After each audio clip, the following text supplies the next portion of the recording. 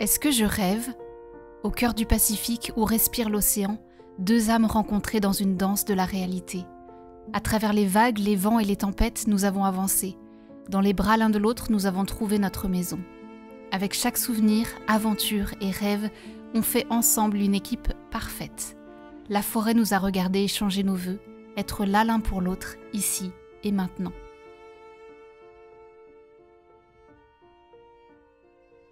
Margot Nguyen, 32 ans, a été tuée 5 mois après ce message posté sur ses réseaux sociaux, 5 mois après son mariage avec Samuel Whitmore.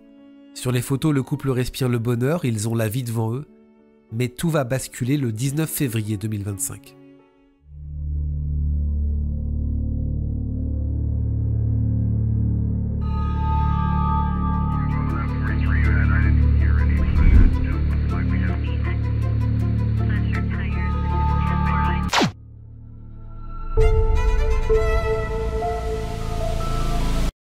Bonjour à tous, bienvenue sur ma chaîne, bienvenue pour une nouvelle vidéo. Aujourd'hui, on s'intéresse à la tragique affaire Margot Nguyen, cette franco-américaine de 32 ans qui a été retrouvée morte devant le domicile de ses beaux-parents. C'était le 19 février dernier. La police a ensuite conclu à un homicide. Comme c'est une affaire récente, il n'y a pas non plus énormément d'informations concernant cette affaire. Il a fallu chercher, il a fallu creuser pour essayer de vous parler de Margot, de vous raconter sa vie et surtout de vous expliquer ce qui s'est passé ce 19 février 2025. Avant de commencer la vidéo, je voudrais avoir une pensée émue pour Margot, évidemment, pour ses amis, pour ses proches qui sont susceptibles de tomber sur cette vidéo. Donc je vous demanderai le plus grand respect dans les commentaires. Margot Nguyen est née, selon les infos que j'ai pu trouver, dans le Colorado aux États-Unis, mais va grandir en France. Elle est un beau mélange des cultures vietnamiennes, américaines et françaises. Sa mère vit à Saint-Malo et ses grands-parents à Houston. Elle suit une filière classique au lycée Racine à Paris. Elle étudie ensuite à l'université de Rome, en Italie, et à Berkeley, en Californie, avant d'obtenir un diplôme à l'école de commerce Schema Business School de Lille. Durant sa carrière professionnelle dans le marketing, elle collabore avec de nombreuses marques comme L'Oréal, Kerastase, Herès ou l'Occitane en Provence. Selon son cousin Roger, qui a lancé une cagnotte en ligne après sa mort, en accord avec la tante de Margot, elle parlait plusieurs langues, elle savait jouer de la guitare et chanter magnifiquement bien. Elle avait d'ailleurs posté une belle reprise de Peggy Lee sur sa chaîne YouTube. Margot, c'était un véritable esprit libre. Elle vivait hors des sentiers battus, remplie d'aventures, de créativité et d'amour. Et toujours selon son cousin, elle avait un esprit vif et un merveilleux sens de l'humour. Elle pouvait illuminer n'importe quelle pièce avec son rire. Elle inspirait par sa curiosité et sa détermination, notamment auprès des femmes qu'elle encourageait sans relâche. Margot, c'était une globe-trotteuse. Elle aimait la nature, elle luttait pour la protection des animaux, elle adorait voyager et parcourir le monde. C'est comme ça qu'en 2020, elle pose ses valises à Pirae, près de Papeete, sur l'île de Tahiti, en Polynésie française, où elle va donner des cours de yoga et monter son propre studio sur les hauteurs de la ville. Un nouveau départ en quelque sorte pour elle. Elle s'y sent bien là-bas. Et durant les 4 années qu'elle va passer, elle va tisser des liens très forts avec plusieurs personnes, comme Camille, l'une de ses meilleures amies, qui s'est confiée sur Outre-mer la première, une chaîne détenue par France Télévisions. J'ai rencontré Margot il y a 4 ans grâce à un ami qu'on avait en commun à Maïna. On allait faire du surf là-bas. J'étais l'une des meilleures amies de Margot. Elle en avait beaucoup, mais c'était très sincère. Les énergies, elle y croyait beaucoup. Elle dégageait de bonnes ondes tout le temps. Dès qu'on n'était pas bien, ou même quand elle n'était pas bien, on était toutes là les unes pour les autres. C'était un échange de bonnes énergies à chaque fois. Elle avait différents genres d'amis, entre guillemets. Il y en avait qui sortaient plus que d'autres, certaines qui avaient une vie de famille. C'était vraiment différents horizons, mais on s'entendait toutes bien. C'est aussi là-bas qu'elle fait une rencontre qui va changer la suite de son existence. Celle de Samuel Whitmore. Diplômé du Massachusetts Institute of Technology, il a travaillé pour SpaceX, fondé par Elon Musk, pendant 6 ans, occupant notamment le poste d'ingénieur principal en système avionique, avant de partir en juillet 2021. Depuis 2023, selon son profil LinkedIn, il est ingénieur principal pour Coral Gardeners, une organisation œuvrant à la préservation des récifs coralliens basée en Polynésie française, et toujours sur LinkedIn, il explique en fait qu'il conçoit, construit et déploie des équipements sous-marins utilisés pour surveiller et améliorer la restauration des récifs coralliens. Il se décrit lui-même comme un ingénieur et marin passionné, un homme honnête, analytique et équilibré. Il est également capitaine et propriétaire d'un voilier de 15 mètres nommé le SV Avili. Margot en est folle amoureuse et leur histoire devient sérieuse, belle et durable. Elle partage d'ailleurs sur ses réseaux sociaux leurs petits moments de bonheur et leurs voyages sur le voilier de Sam. En juin 2024, ils vont prendre une décision, quitter Tahiti pour s'installer à Richfield, une ville d'environ 2600 habitants située dans le Maine. Margot poste ce message sur Instagram en légende d'une photo la montrant devant le voilier qui va l'emmener vers une nouvelle page de son histoire. C'est un aller simple sans retour. Tahiti, tu me manques. N'oubliez pas, savourez toutes les surprises de la vie. À toutes mes belles rencontres ici. Après plusieurs mois de navigation à visiter les îles polynésiennes, ils mettent le cap sur les États-Unis et s'installent donc à Belfast dans le Maine, près de la frontière canadienne. Tout près de chez Dorothy et Henry Whitmore, les parents de Samuel, âgés de 67 ans, qui vivent eux depuis 1990 dans une maison à Richfield. C'est Samuel en fait qui voulait se rapprocher d'eux. Et Margot avait bien sûr accepté, elle aime Samuel, elle ferait tout pour lui. En plus de ça, elle s'entend très bien avec ses beaux-parents, qui étaient heureux que leur fils ait trouvé une jeune femme bien dans sa tête. 3 mois plus tard, en septembre 2024, ils se disent oui dans la plus stricte intimité.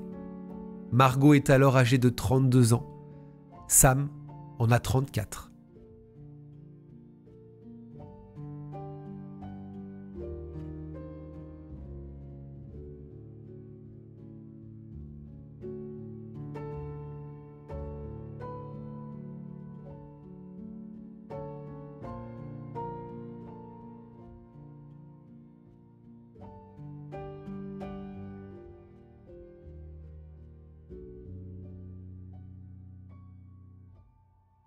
Mais cette relation était-elle si idyllique que ça ?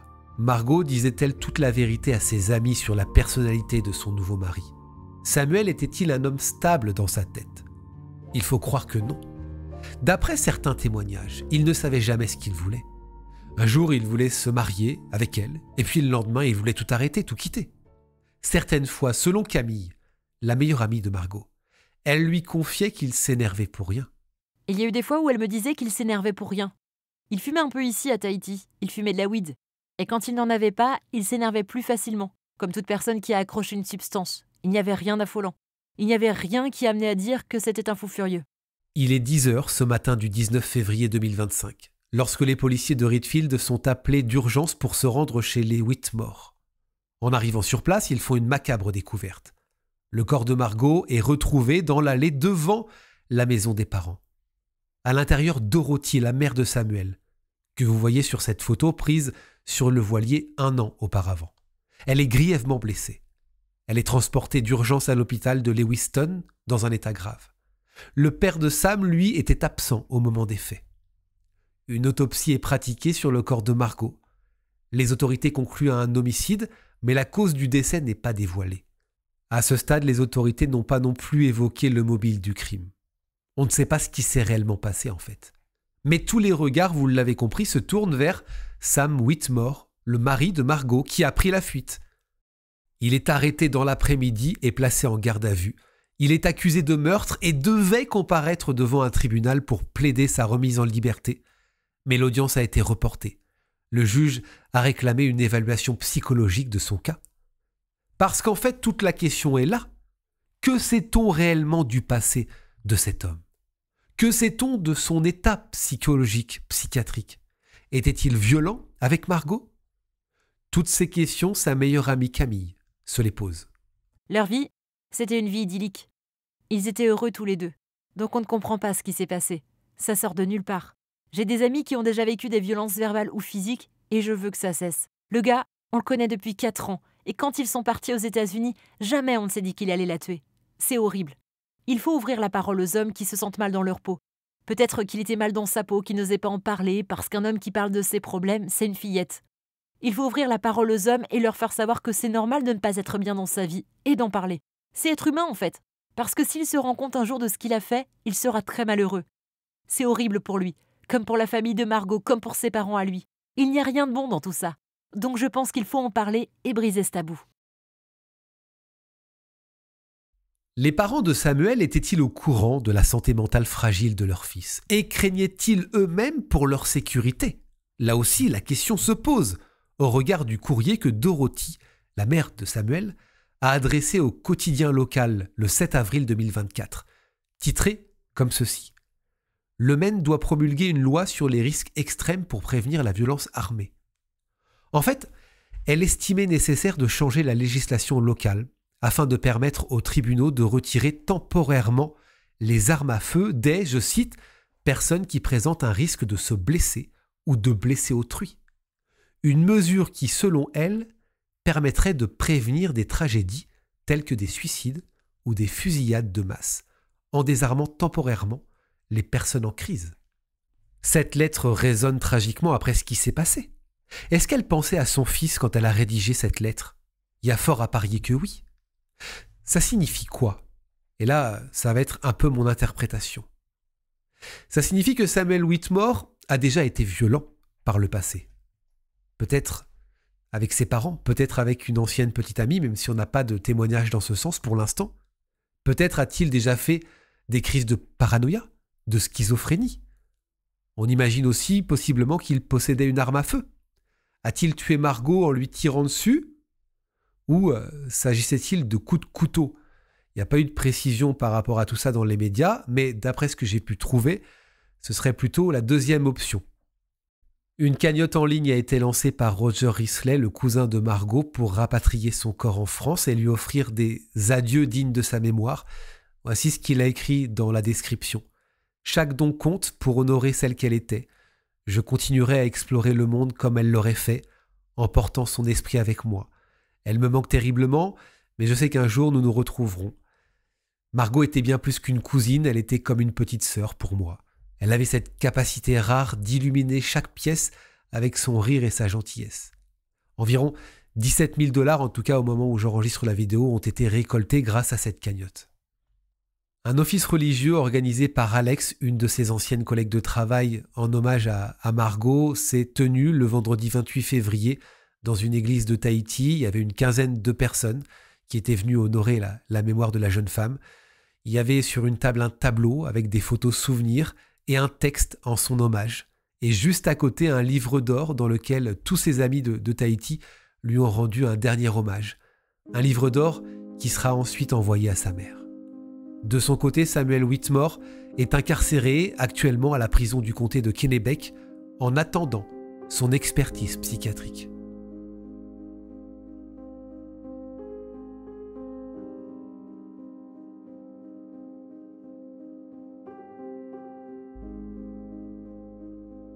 Voilà, ce sont toutes les infos que j'ai pu trouver sur cette affaire et d'après ce que j'ai compris, Margot a laissé vraiment une trace indélébile partout où elle est passée, notamment à Tahiti où elle est restée 4 ans.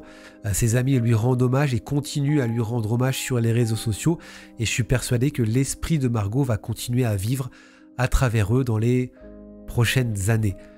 Cette histoire, je sais pas, peut-être que vous avez fait aussi le parallèle, mais me fait penser à une autre affaire, une affaire américaine, à l'histoire de Gabby Petito. Vous savez, cette jeune blogueuse américaine qui était partie en van, en road trip avec son petit ami, c'était Brian Laundrie. Lui était rentré au bout de plusieurs jours, seul, avec le van enregistré au nom de Gabby Petito. Il n'avait jamais expliqué ce qui s'était passé. D'ailleurs, ses parents à lui le protégeaient, il n'a jamais parlé. Et en fait, on a retrouvé le corps de Gabby sur le trajet du road trip. Et entre-temps, Brian, lui, a disparu et il a mis fin à ses jours. Je crois, mais il faut que je vérifie parce que je relance l'histoire comme ça, mais je crois qu'il avait laissé une lettre expliquant son geste et disant qu'il avait tué Gabby Petito. Eh bien, l'histoire de Margot me fait penser à celle de Gabby, comme quoi on n'est pas dans la vie des gens, Et les réseaux sociaux ne reflètent pas la réalité, les belles images que l'on voit ne reflètent pas ce qui se passe peut-être dans un couple. Je pense à l'affaire Gabi Petito, il y a un documentaire qui est présent toujours là sur Netflix, je vous conseille d'aller le voir, il est en 3 épisodes, qui revient sur toute cette histoire avec des témoignages et surtout des images exclusives de leur road trip. Et on comprend à travers ces images que la relation entre les deux n'était pas au beau fixe, que chacun avait son caractère et chacun avait ses problèmes aussi. Et c'est assez flagrant quand on regarde ce documentaire. Je vous conseille d'aller, si vous ne l'avez pas fait, d'aller le voir. Voilà, et c'est vrai que c'est pareil pour Margot quand on regarde ses photos sur Instagram, les vidéos qu'elle a pu faire de leur voyage en bateau, où ils paraissent heureux, où tout a l'air de bien aller, et bien finalement, ce n'était pas le cas. Et ça, on ne le sait pas, on ne le voit pas, et même quand on est proche, des fois, on peut passer à côté. C'est malheureux. Je vous retrouve pour une prochaine vidéo très bientôt. Merci d'être de plus en plus fidèles. Prenez soin de vous, et n'oubliez pas, la vérité n'est jamais très loin. Salut.